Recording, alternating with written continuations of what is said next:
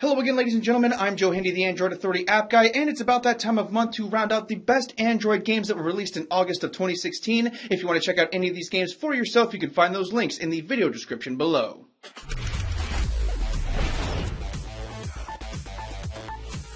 Agricola is a digital adaptation of the popular board game of the same name. In this title, you're tasked with building the most productive farm that you can. You'll have to strategically build your farm and breed your livestock in order to outdo your opponents. The game features one-on-one PvP as well as an AI that you can play against offline. It's a unique premise that can actually get pretty challenging at times. It's $4.99 and the $2.99 in-app purchase is for DLC. Deus Ex Go is the latest puzzle game from Square Enix and its Go franchise. It plays a lot like Lara Croft Go in that you'll be playing on a game board, solving puzzles, and trying to make it to the next level. Unlike Lara Croft Go, the gameplay elements, puzzles, characters, and settings match that of the Deus Ex universe. You'll get 50 story puzzles, and each one will allow you to manipulate the level to your advantage. There is also a storyline for those who like that sort of thing. You can buy the game for $4.99, and you can buy hints with the in-app purchases.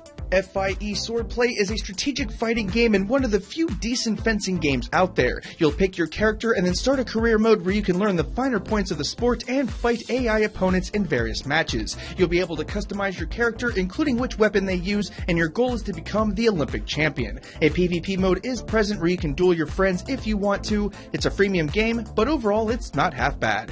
It's a Space Thing is a completely free arcade shooter with a little bit of retro charm. In this one you'll be playing as a character on the ground and shooting at an opponent floating above you. Shields and weapons will be your tools of destruction and you'll need some reflexes to make it through. It's surprisingly challenging and it also features boss battles, a local multiplayer mode, and power-ups to make things easier. It may not seem like much, but it literally has no price tag, so you can't ask for much more than this. LEGO Star Wars TFA is the latest LEGO game in the franchise, and this one revolves around Star Wars.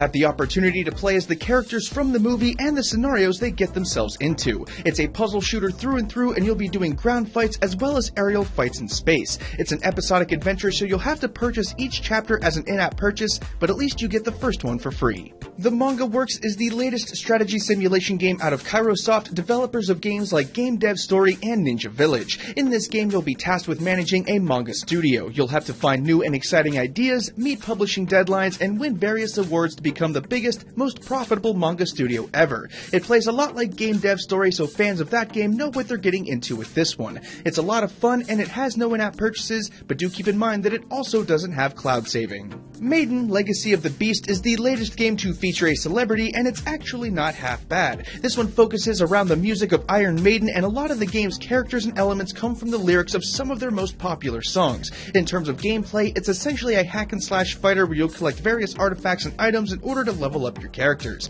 It's a freemium game through and through, so if you don't like those, steer clear of this one, but otherwise it's pretty good. Mobius Final Fantasy is the latest freemium Final Fantasy game in the franchise. You'll start the game as a character who is among a group that have washed up on shore without a memory, and one of you is supposed to become the hero of light to save the world from its woes. It features decent graphics and gameplay, a job system so you can change up your specializations, and an actual storyline which is rare for a freemium game. It's played entirely in portrait mode, although we wish there were a landscape mode as well. It's freemium so you can pick it up for free if you want to.